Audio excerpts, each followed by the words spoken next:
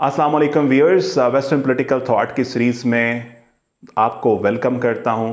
काफ़ी दिनों के बाद से ये वीडियो बन रही है। इससे पहले हमने प्लेटो के ऊपर वीडियो बनाई थी, प्लेटो का यूटोपिया एंड फिलोसोफर किंग का कॉन्सेप्ट। उसके बाद अरिस्टोटल की क्लासिफिकेशन ऑफ गवर्नमेंट को हमने देखा, और आज हम एक बहुत इंपॉर्टेंट बंदे के बारे में बात करने लगे हैं जिनका एक कॉन्सेप्ट है मैकियावेलियनिज्म।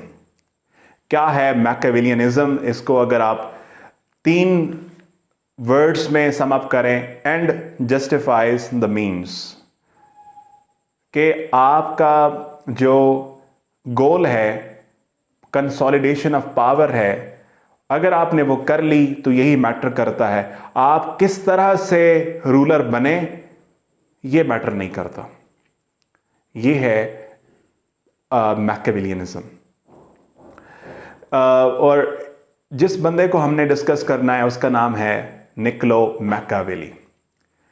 जब इटली में और यूरोप में रेनेसां था, तब 1469 में फ्लोरेंस में एक जीनियस की पैदाइश हुई, जो कि बाद में जाके डिप्लोमेट बना।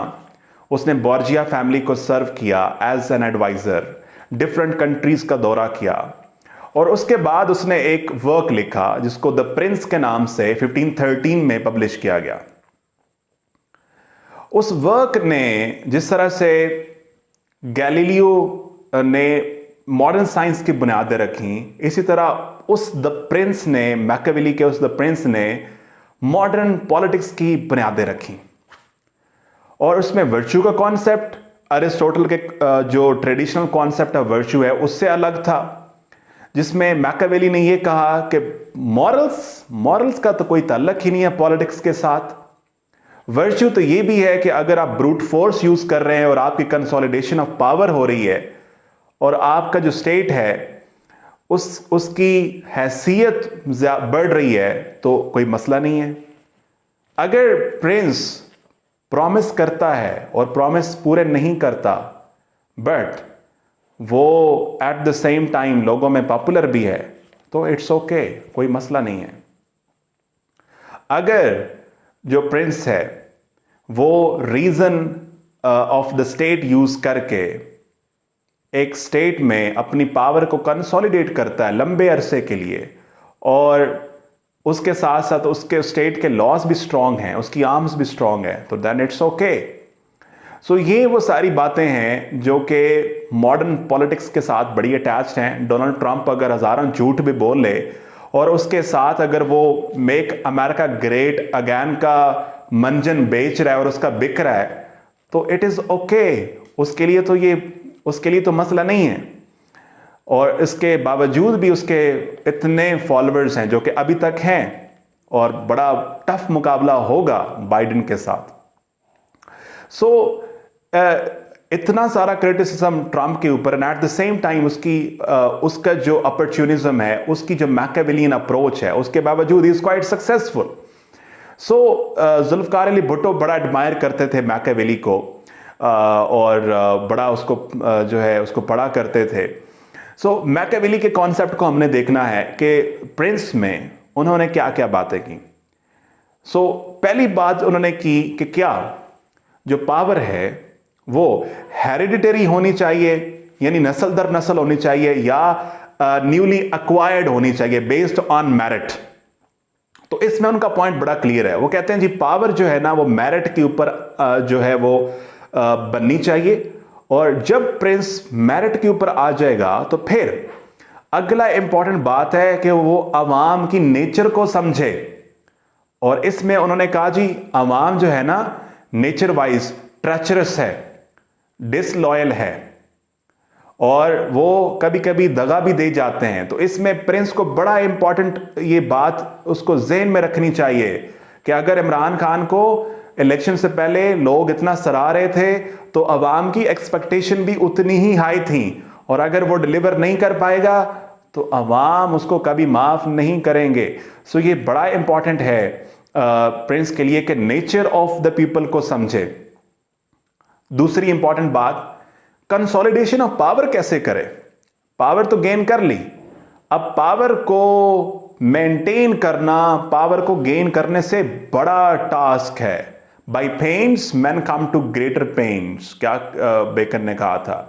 ठीक है, सो जो मेन ऑफ ग्रेट प्लेस होते हैं उनके लिए सबसे बड़ी ऑर्डील ये होती है कि हमने पावर को मेंटेन कैसे करना है। तो इसमें मैकियावेली ने कहा था कि पहली बात इंपॉर्टेंट समझने की है कि मोरालिटी का पॉलिटिक्स के साथ कोई लेना देना नहीं है,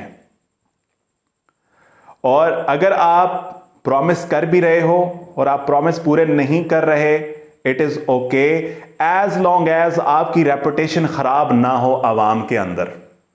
यह है मैकियावेली का कॉन्सेप्ट। ठीक है, सो पहली तो बात समझने की यह है कि आप इमोरल चीजें भी कर सकते हो अपने पर्पस को अटेन करने के लिए। मकसद यह है कि आपका पर्पस पूरा होना चाहिए। पर्पस ये है कि आपकी फॉरेन पॉलिसी, आपकी डोमेस्टिक पॉलिसी, आपकी गवर्नेंस अच्छी होनी चाहिए। That is the purpose. No matter आप ब्रूट फोर्स भी यूज करें, नो मैटर आप कोर्जन भी यूज करें। ये मतलब बड़े खतरनाक किस्म के तरीके हैं जो कि मैकियावेली जस्टिफाई करते हैं कि आपका स्टेट जो है उसकी पावर क्या है, इनहैंस होनी चाहिए। उसके बाद मैकियावेली ये कहते हैं कि जब आपने पावर को कंसोलिडेट करना है तो उसमें दो इंपॉर्टेंट चीजें बड़ी जरूरी हैं। जब तक उस स्टेट में लॉज स्ट्रांग नहीं होंगे वो स्टेट कभी भी स्टेबलाइज नहीं हो सकता। वहां पॉलिटिकल पोलराइजेशन रहेगी, वहां पब्लिक ओपिनियन रूलर के अगेंस्ट रहेगा, वहां पे इनस्टेबिलिटी रहेगी, वहां पे इदारों के दरमियान क्लैश रहेगा। सो अच्छे लॉज होना बड़ा जरूरी है। और दूसरी चीज गुड आर्म्स, डिफेंस स्ट्रांग होना चाहिए। जब आप लॉज को एग्जीक्यूट करवाएंगे तो तभी उन लॉज की मैनिफेस्टेशन होगी। अदरवाइज आइन लिखा रहे कॉन्स्टिट्यूशन ऑफ पाकिस्तान सब इक्वल हैं, कैसे इक्वल हैं सारे? ठीक है, सो जब तक मैनिफेस्टेशन नहीं होगी लॉज की तो तब तक वो लॉज जो है उनको ऐसे ही जो है उनका बेड़ा गर्क होता रहेगा। सो लॉज और उसके साथ जो आर्म्स हैं वो बहुत ज्यादा इंपॉर्टेंट हैं। तीसरी इंपॉर्टेंट बात है कि जो प्रिंस है उसकी नेचर कैसी होनी चाहिए। उसको करेजियस होना चाहिए, उसको बोल्ड होना चाहिए, उसको डिसाइसिव होना चाहिए, and at the same time उसको अपने एडवाइजर्स जो हैं इर्द गिर्द के उनके ऊपर कड़ी निगाह रखनी है। यहां पे उसे दो चीजें काम आएंगी। उसको लाइन की कैरेक्टरिस्टिक भी उसके अंदर होनी चाहिए और उसके अंदर फॉक्स की, लूमड़ी की तरह का चालाक भी होना चाहिए उसको। लाइन क्या करता है, अपने जो शिकार है उसके ऊपर झपटता है और उसको छोड़ता नहीं है।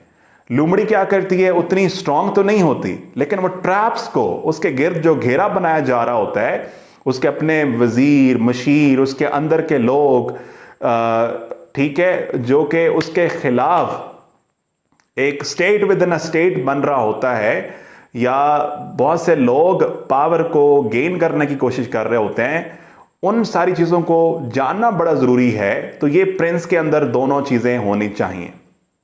उसको at the same time line वाली कैरेक्टरिस्टिक और एट द सेम टाइम उसको फॉक्स वाली कैरेक्टरिस्टिक भी उसके अंदर होनी चाहिए। और उसके बाद अकाउंटेबिलिटी उसको बड़ी स्ट्रांग रखनी है, उसको पर्ज करना है। अगर उसके वजीर मशीर करप्शन कर रहे हैं, शायद इमरान खान ने मैकियावेली को पढ़ा है, तो उनको फिर नहीं बख्शना। और ये बात इमरान खान कहते हैं कि हम ओपोजिशन के साथ करप्शन के अलावा बाकी सारे मामलात के ऊपर बात कर सकते हैं, ठीक है, लेकिन करप्शन के ऊपर नहीं करेंगे। और बाय द वे आज शहबाज शरीफ साहब भी जो हैं वो गिरफ्तार हो गए हैं, तो ये भी हमारी पॉलिटिक्स में एक नया टर्न आने वाला है। तो प्रिंस को बड़ा इंपॉर्टेंट ये चीज जहन में रखनी है कि उसकी कंसोलिडेशन ऑफ पावर और जो उसके स्टेट की डिग्निटी है वो कायम रहनी चाहिए। और इसमें आप बेशक डिस्पॉट हो जाएं, इसमें बेशक आप अथॉरिटेरियन रूल का यूज करें, यानी पब्लिक जो ओपिनियन है उसको आप इस तरह से शेप करें कि जहां पे फ्री स्पीच बेशक आप उतनी ज्यादा ना दें, क्योंकि लोग ट्रेचरस हैं। ठीक है, सो पर्पस क्या है कि आपकी कंसोलिडेशन ऑफ पावर होनी चाहिए। और उसके अलावा आखिरी बात वो ये करते हैं कि उसका इमेज अवाम के दिल में कैसा होना चाहिए। वो कहते हैं कि अगर उसके पास दो ऑप्शन हो कि अवाम उससे डरे या अवाम उससे प्यार करे, तो उससे जो है ये डर वाला ऑप्शन चूज करना चाहिए।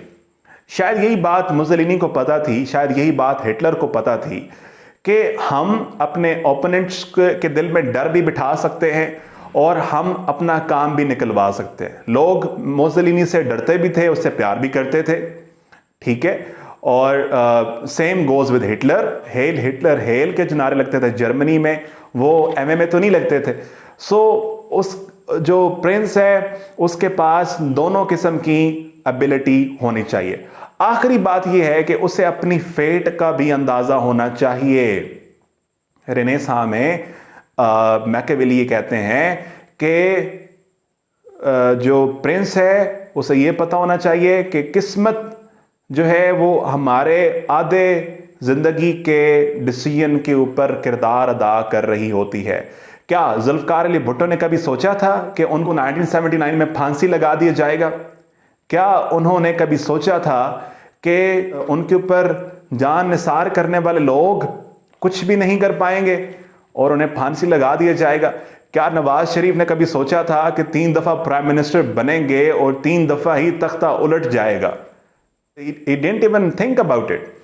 So fate का इंपॉर्टेंट जो है वो भी इसके अंदर रोल होता है। सो इसको हम अगर कंक्लूड कहें तो हम मैकियावेली को गैलीलियो ऑफ पॉलिटिक्स कहते हैं। वो इसी वजह से बिकॉज उन्होंने पॉलिटिक्स की बुनियादें एक नए सिरे के ऊपर रखी जो कि ट्रेडिशनल व्यू नहीं था, जिसमें मोरालिटी का ताल्लुक पॉलिटिक्स के साथ नहीं था, जिसमें सिर्फ मकसद ये था कि आपने पावर को अटेन करना है और अपने स्टेट की जो डिग्निटी है, जो सॉवरेंटी है, उसको आपने सेव करना है। That's all. तो ये हमारा आज का जो टॉपिक था। इसमें अगर आपका कोई सवाल हो तो आप ज़रूर करें और चैनल को ज़रूर सब्सक्राइब कीजिएगा। मिलते हैं नेक्स्ट वीडियो में, तब तक के लिए अल्लाह हाफ़िज़।